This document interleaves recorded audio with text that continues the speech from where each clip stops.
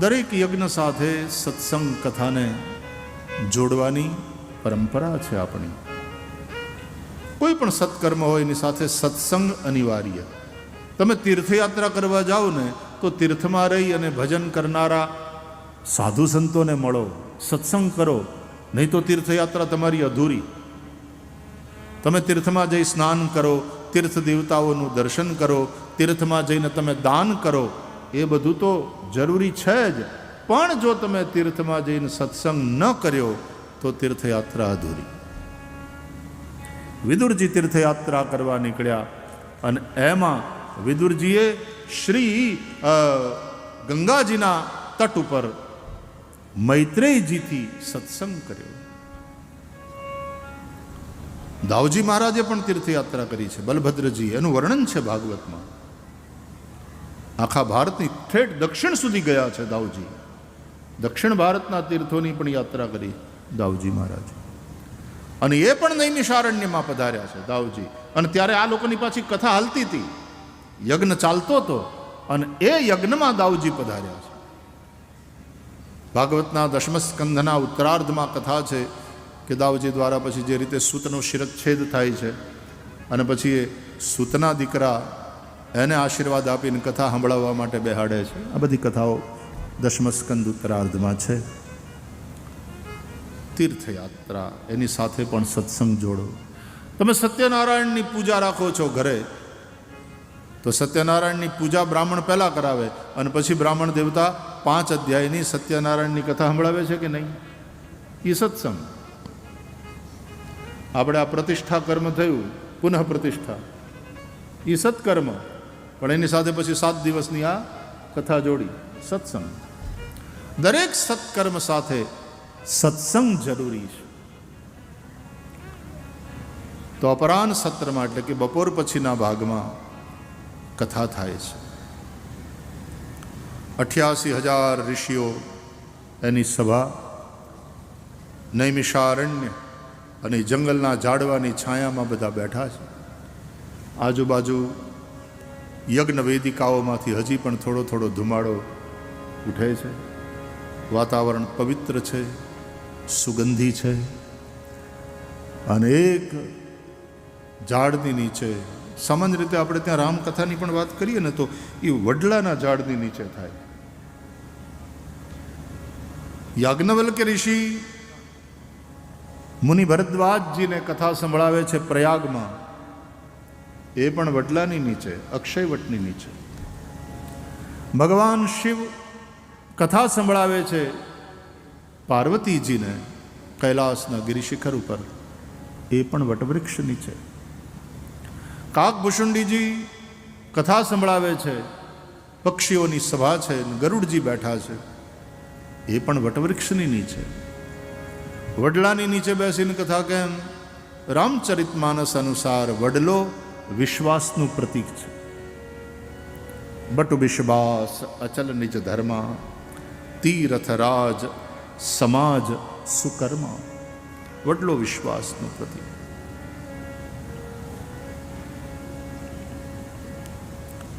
વિશ્વાસની છાયામાં બેસીને કથા થાય. અથવા તો મહાદેવ કથા કરે તો સ્વયં વિશ્વાસ બોલે છે, કારણ કે મહાદેવ વિશ્વાસનું ઘનીભૂત રૂપ છે. પાર્વતી સાંભળે છે, એનો મતલબ શ્રદ્ધા સાંભળે છે. બહુ સીધો સાદો અર્થ છે કે વિશ્વાસ બોલે અને શ્રદ્ધા સાંભળે ત્યારે જ્ઞાન યજ્ઞ સંપન્ન થાય. વક્તામાં વિશ્વાસ બોલે અને શ્રોતાઓમાં શ્રદ્ધા સાંભળે તો શ્રદ્ધાવાન લભતે જ્ઞાનમ. વક્તાના આસન ઉપર સુત મહારાજ બિરાજ્યા છે. શૌનકજી જે આ બધા શ્રોતાઓમાં મુખ્ય છે, આખું સત્ર એમની અધ્યક્ષતામાં આયોજિત થયું છે. શૌનકજી ઋગ્વેદી છે, શૌનકજી વૃદ્ધ કુલપતિ છે. એ પ્રશ્ન કરે છે,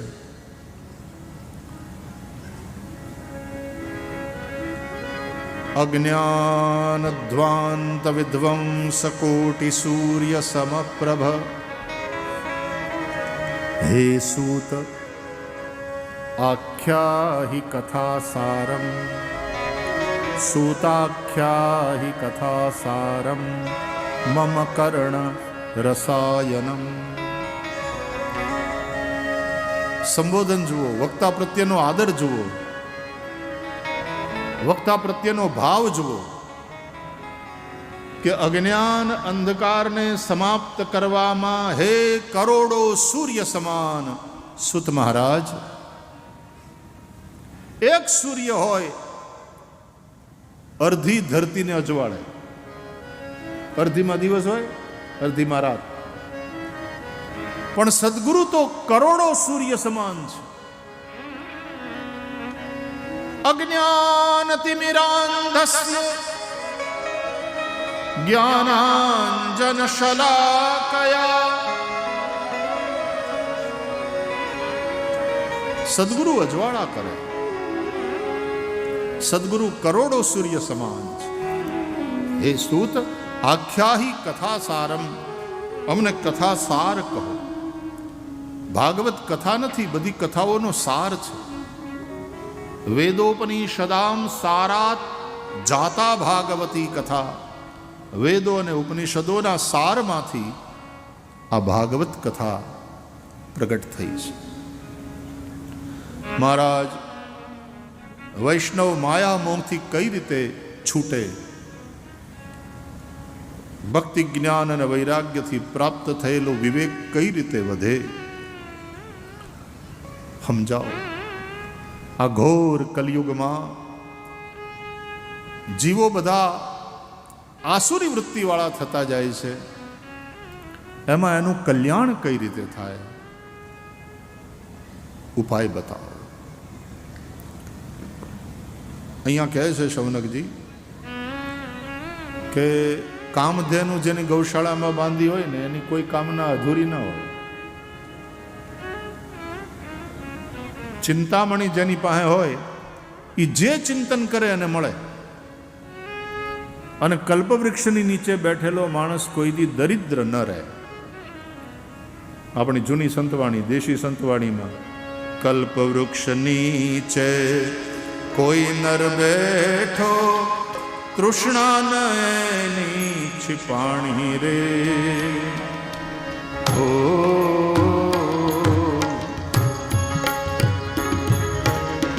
कल्प वृक्ष नीचे कोई नर बैठो तृष्णा नयनी छिपाणी रे हो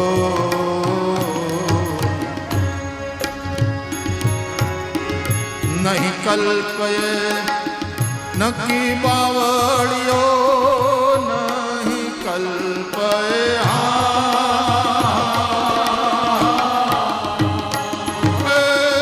नकी बावड़ियो भाग्य रेखा रे भेड़ाणी मारा हरिजन भाग्य रेखा रे भेड़ाणी मारा हरिजन जूना धर्म ल्यो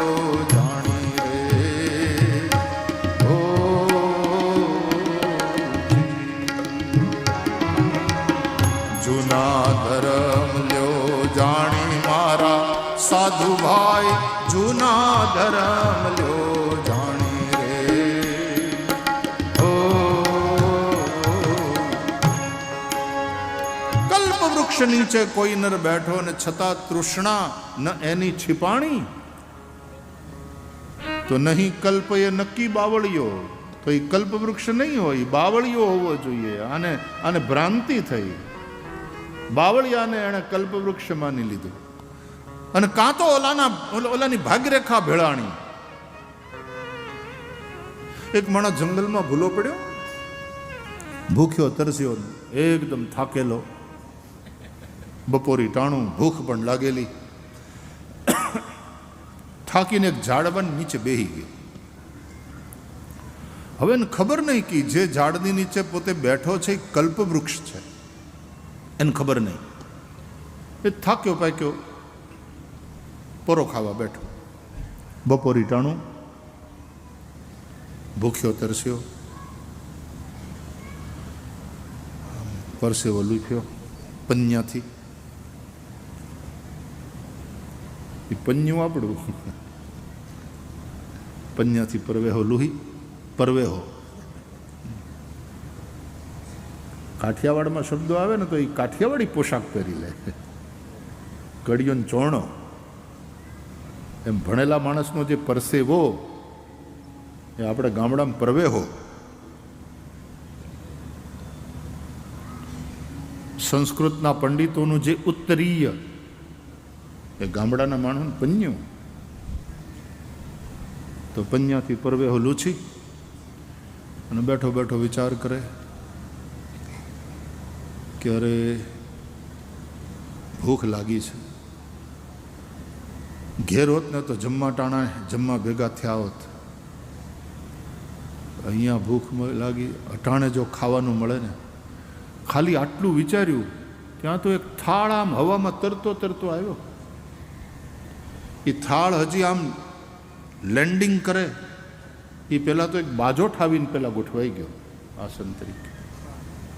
પછી બાજોઠ જાણે કહેતો હોય થાળને, પધારો પધારો પધારો. એમ પછી થાળ અવતરિત થયો બાજોઠ ઉપર. મોટો થાળ, એમાં આજુબાજુ વાટકાની લાઈન. તો એમાં આને જે જે ભોજન ભાવતા હતા ને એ બધા શ્રીખંડ, પૂરી, મગની છૂટી દાળ, ઊંધિયું, કઢી, બટેટાવડા, ચટણી, પાપડ અને એક મોટા લોટામાં છાશ. આને નવાઈ બહુ લાગી કે મારું આ ક્યાંથી આવ્યું? અહીં તો એવું કાંઈ રેસ્ટોરન્ટ છે નહીં, એવું કાંઈ ધાબુ નથી, આપણે કાંઈ ઓર્ડર આપ્યો નથી. અને આ આવ્યું ક્યાંથી?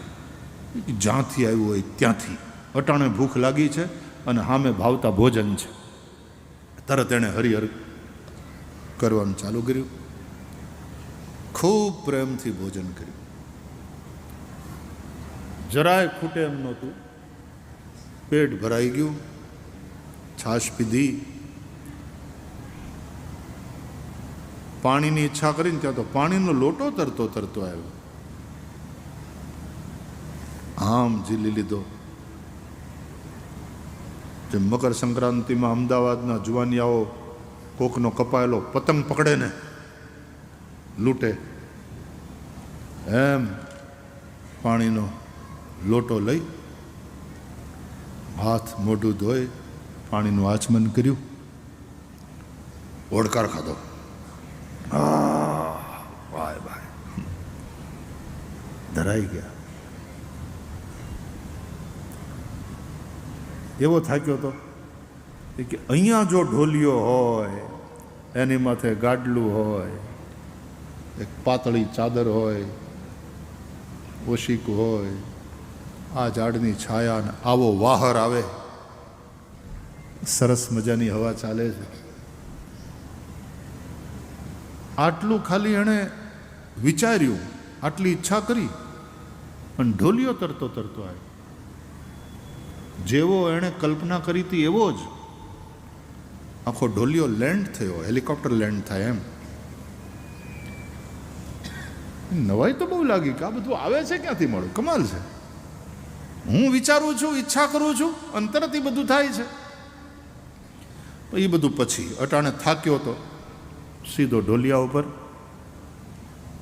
પોચા પોચા ગાડલાની માથે ઓલી પાતળી ચાદર ઓઢી સૂઈ ગયો. પેટ ભરાયેલું હતું, પોતે થાકેલો હતો. 3 કલાક ઘસઘસાટ ઊંઘ આવી. જાગ્યો ને ત્યારે હાંજના 5:30 થયા હતા.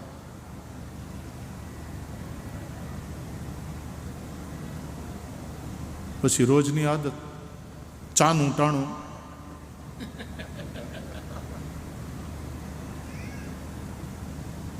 એટલે પછી તો એમ થયું કોઈક અદૃશ્ય શક્તિ છે. તાણે વળી આમ એ પાણી લાવજો, જેમ ઘરે બોલ, ચા લાવજો. ત્યાં વળી પાછો પાણીનો લોટો તરતો તરતો આવ્યો. ચા કપ રકબીમાં આવી. કમાલ છે, આ સગવડ બહુ જબરી છે અહીંયા. પાણી પીધું, ચા પીધી, સાંજનું ટાણું થયું. હવે બેઠો બેઠો વિચાર કરે કે આ મળું, જે ઈચ્છા કરું છું એ બધું મળે છે ને આ બધું પ્રગટ ક્યાંથી થાય છે? આમ ઊંચું જોયું ઝાડવા ઉપર, અને પછી ન આવવો જોઈએ એવો એક વિચાર આવ્યો એને કે એલા આમાં ભૂત તો નથી ને?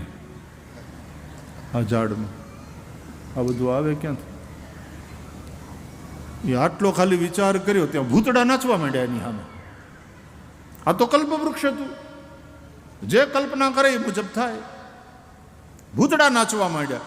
એ ભૂતડા નાચતા માંડ્યા એટલે ત્યાંથી ભાગી ગયો તો વાંધો નહોતો, પણ પાછો ત્યાં ખાટલા ઉપર બેઠો બેઠો કે ઓય બાપા સાચું નીકળ્યું, ભૂતડા જ છે. મેં ભૂતડાને ઘેર ભોજન કર્યું અને આ ભૂતડા હવે મને છોડે નહીં, મારી નાખશે. મરી ગયા. એ મરી ગયા એટલું બોલ્યો,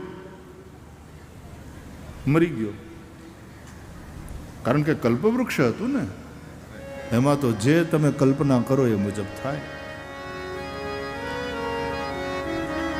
એટલે કલ્પવૃક્ષની પાસે હંમેશા સાચો અને શિવ સંકલ્પ કરવો, કલ્યાણકારી સંકલ્પ. તન્મય મનઃ શિવ સંકલ્પમસ્તુ. શિવ સૂક્ત છે વેદોમાં. જજાગ્રતો દૂરમુદૈતિ દૈવં તદુ સુપ્તસ્ય તથૈવૈતિ દૂરંગમં જ્યોતિખાન જ્યોતિરેકં તન્મે મનઃ શિવ સંકલ્પમસ્તુ. બધાય મંત્રોની વચ્ચે છેલ્લે આવે તન્મે મનઃ શિવ સંકલ્પમસ્તુ. સુખારથિરશ્વાનિવ જન્મનુખ્યાન્ને નીયતે ભીષુબિર્વાજિન ઇવ રત્પ્રતિષ્ઠં જતજિરંજવિષ્ઠં તન્મે મનઃ શિવ સંકલ્પમસ્તુ. આ શિવ સંકલ્પ સૂક્તના બધા મંત્રોની અંતે તન્મે મનઃ શિવ સંકલ્પમસ્તુ. એવું એ મારું મન શિવ સંકલ્પથી યુક્ત થાવ, શિવ સંકલ્પ વાળું થાવ. કલ્યાણકારી સંકલ્પ. સંકલ્પ હારા કરજો, ઈચ્છાઓ પારમાર્થિક રાખજો. તો ઠાકોરજી જ કલ્પવૃક્ષ જેવા છે. આ ભાગવતે કલ્પવૃક્ષ છે. આંબો અખંડ ભુવનથી ઉતર્યો એ આપણું જે ધોળપદ છે,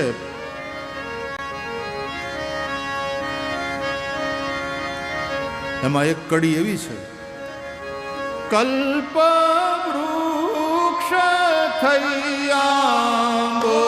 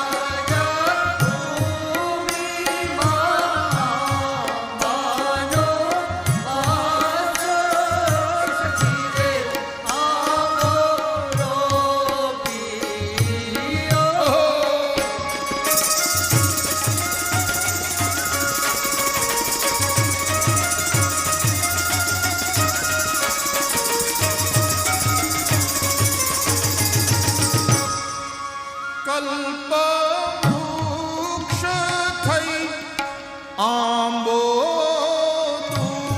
તુજીયો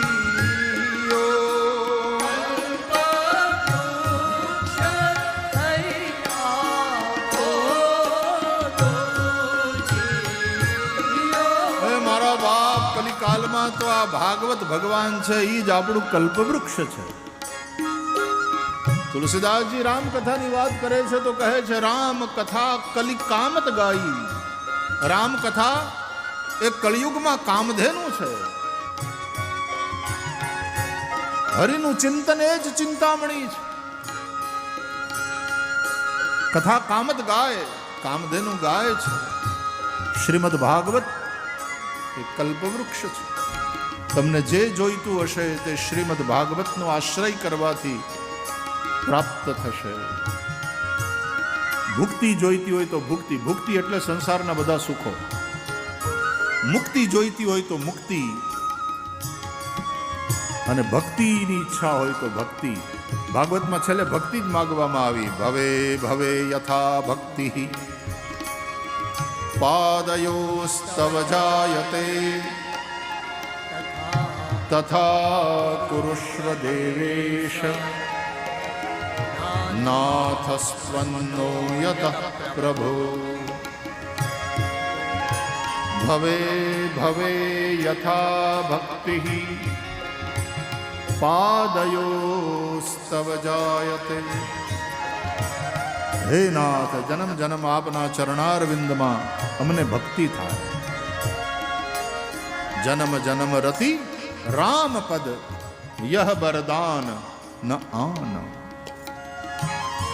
ભુક્તિ મુક્તિ ભક્તિ જેને જે જોઈતું હશે તે આ ભાગવત રૂપી કલ્પ વૃક્ષના કૃપાથી પ્રાપ્ત થશે. ભાગવતનો આશ્રય કરો.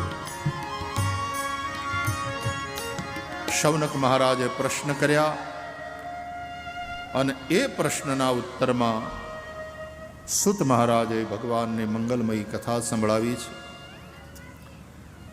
સુખદેવજી મહારાજ જ્યારે રાજા પરીક્ષિતને ગંગાના કાંઠે ભાગવતની કથા સંભળાવવાની તૈયારી કરે છે ત્યારે આકાશમાંથી, સ્વર્ગમાંથી ઇન્દ્રના નેતૃત્વમાં દેવતાઓ ત્યાં આવ્યા. લખ્યું છે સ્વકાર્ય કુશલાહ સુરાહ. પોતાનું કાર્ય સાધવામાં કુશળ એવા દેવતાઓ, બીજા અર્થમાં સ્વાર્થી. તુલસીદાસજી પણ લખે છે આ એ દેવ સદા સ્વાર્થી, બોલે બચન જનુ પરમાર્થી.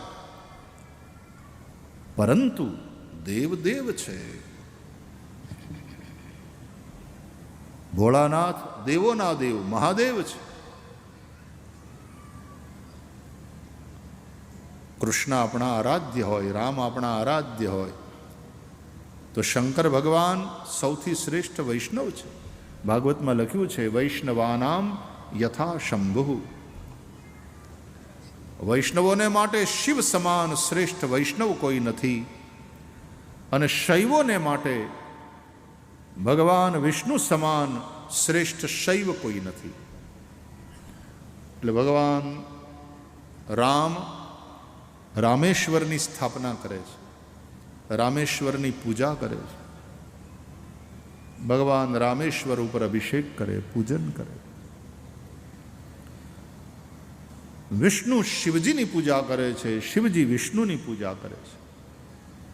એ બંને એકબીજાના હૃદય સમાન છે. શિવસ્ય હૃદયમ વિષ્ણુ, વિષ્ણુશ્ચ હૃદયમ શિવ.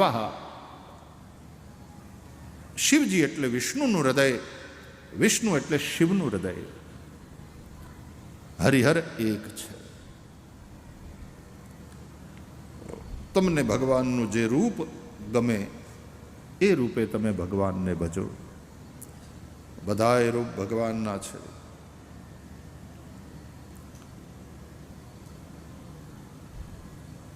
દેવતાઓ આવ્યા. સ્વકાર્ય કુશલાસુરાહ. પોતાનું કાર્ય સાધવામાં કુશળ, હોશિયાર, કામ કઢાવવામાં હોશિયાર, પોતાનું કામ કઢાવવામાં હોશિયાર. સ્વકાર્ય કુશલાસુરાહ.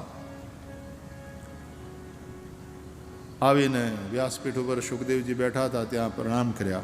શુકમ નત્વા. દેવતાઓ પણ વ્યાસપીઠને વંદન કરે. એ દેવતાઓનો વ્યાસપીઠ પ્રત્યેનો આદર છે. સુખદેવને વંદન કર્યા, કારણ કે દેવતાઓ છે, સજ્જન છે, અને સજ્જન માણસનું એક શીલ હોય, એનું બોલવાનું, ચાલવાનું, એનો વ્યવહાર એ સજ્જનને શોભે એવો હોય. સજ્જનને શોભે એવો વ્યવહાર સજ્જને કરવો જોઈએ, તો સંતોને શોભે એવો વ્યવહાર સંતો પાસેથી અપેક્ષિત હોય. એટલા માટે તો ભગવદ્ ગીતાના બીજા અધ્યાયમાં અંતે અર્જુનજીએ સ્થિતપ્રજ્ઞના લક્ષણ પૂછ્યા. સ્થિતપ્રજ્ઞસ્ય કા ભાષા સમાધિસ્થસ્ય કેશવ સ્થિતધીઃ કિમ પ્રભાષેત કિમાસીત વ્રજેત કિમ. હે ભગવાન, આ સ્થિત પ્રજ્ઞ, આવા જ્ઞાની પુરુષો, આવા પ્રજ્ઞા પુરુષો,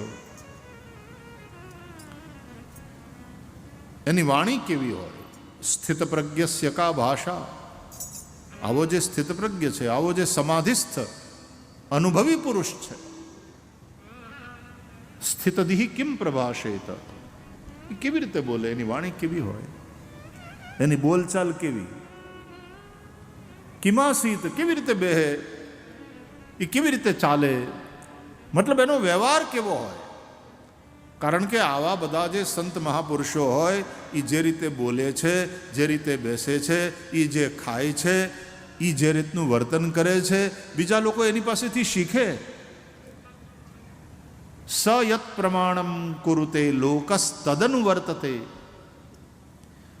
એટલે આખી આ વાત પૂછી અર્જુનજીએ, અને ભગવાન શ્રી કૃષ્ણે સ્થિત પ્રજ્ઞના લક્ષણ ભગવદ્ ગીતાના બીજા અધ્યાયના અંતે બતાવ્યા છે.